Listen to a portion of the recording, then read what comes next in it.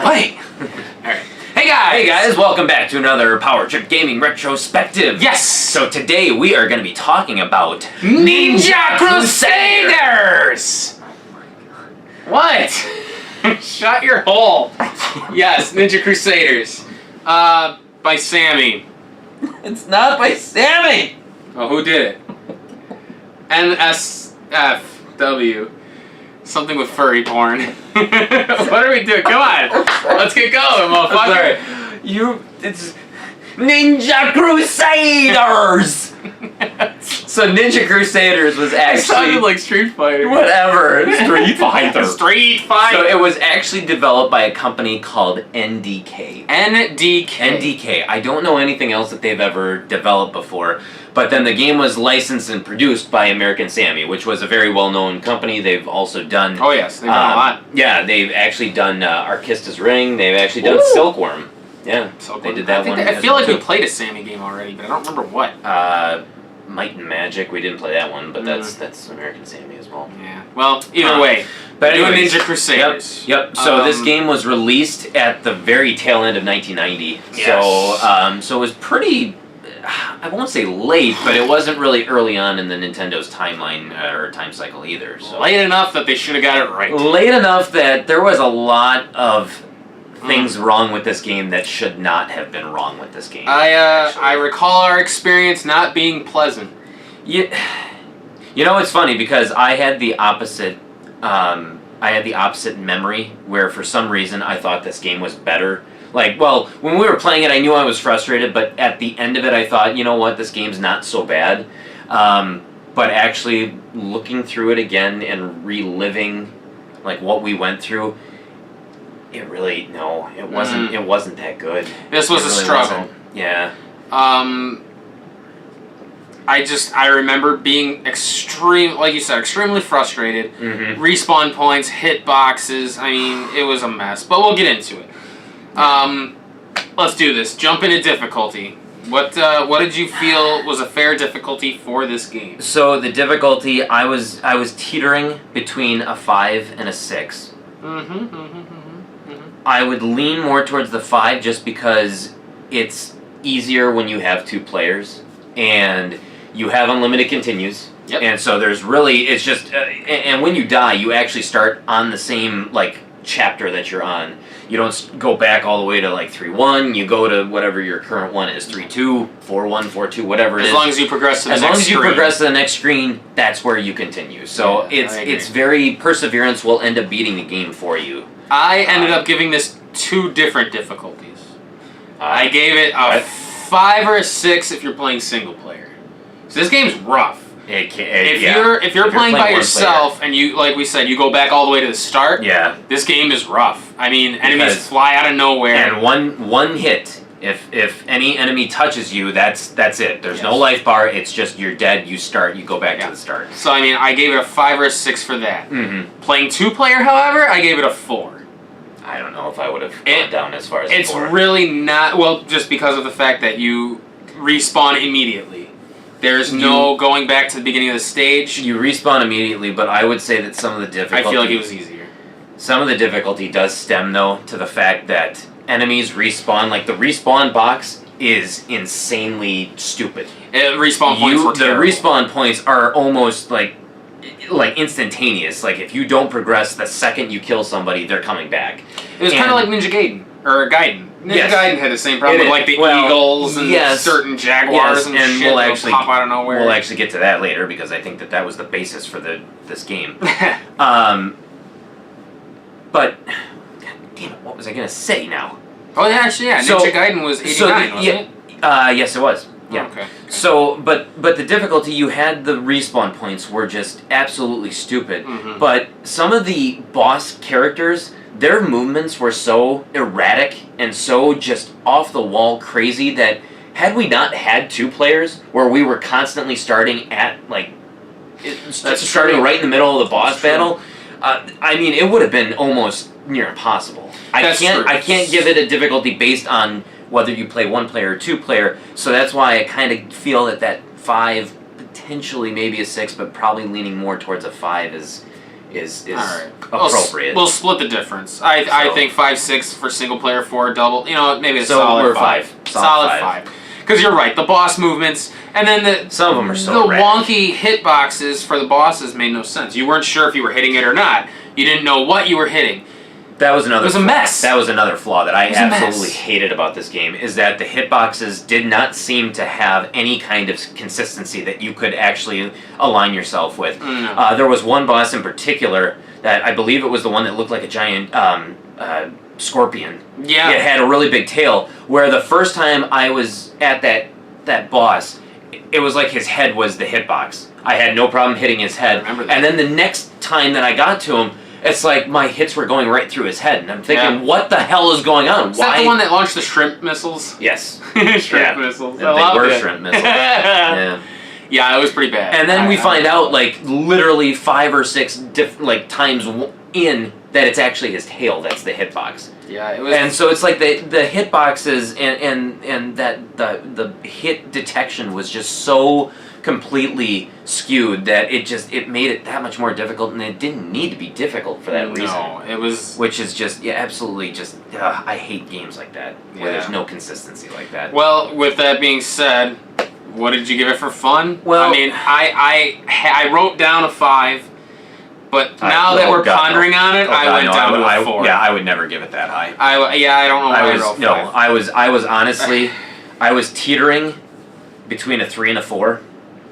And I want to try and do something where when we take a look at games and what we give them for rating, what we give them for fun, I don't want to necessarily compare them to another game. They need to be able to stand on their own. Right. But at the same time, I couldn't help but play this game and think throughout the entire time I was playing the game, I really would... I want to play Ninja Gaiden more. Ninja Gaiden had it so much better than Ninja Crusaders did. I'll agree. They obviously borrowed heavily from Ninja Gaiden, and it's taken a lot of... I think there's a lot of criticism about it, kind of borrowing a lot of Ninja Gaiden. There was things in there where literally you would find weapon pickups throughout the entire game, which we didn't even know it at the time. But those weapons were actually, you could transform into some kind of, like, animal form. Yeah, there was a spirit animal you could transform into. They made a mechanic that was so unnecessary that we didn't even know that it was in the game. We didn't know we could do it. From start to finish. We didn't even know that it was in the game. I mean, you didn't even have to, although it probably would have made some of the bosses a little Maybe easier. It would have made the bosses easier, but at the same time, that goes to show how pointless and how useless that mechanic was. Is that That's you true. literally could go through the entire game without even paying attention to it. I mean, well, one point I had thought of too is the fact that late game, all that was left for weapon-wise was the chain and the shuriken. Yeah. That was it. There were no swords, there were no bow stabs. And the swords, and the swords themselves, apparently, the spirit animal that you turn into, like the sword, why there's so few of them throughout the game is because it gives you a really powerful, like, strong character. Yeah, you turn into like a dragon, I think. Yeah, but then it destroys everything on the screen, but however, you only get to use it once. Right. Like, once per game. So I'm guessing that you use it on some kind of boss, because if you only get to use it once per game, what would be the point of using it? Right. It's just regular enemies.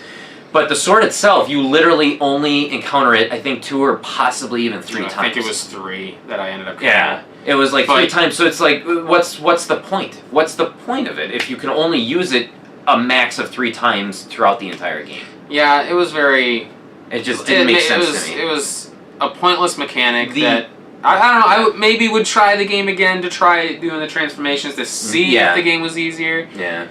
But to be honest, I really don't even want to go back to this But game. yeah, but honestly, I mean, as far as fun, like, the music was just, it was forgettable. It was, I actually said it was kind of subpar because, I mean, you had a lot of great video game soundtracks that were out at the time that, obviously, if you're going to borrow that heavily from Ninja Gaiden, borrow the fucking music too then, because the music was so much better in Ninja Gaiden than it was in this game. Yeah, the graphics were really just kind of not up to snuff for the games that were out at that time.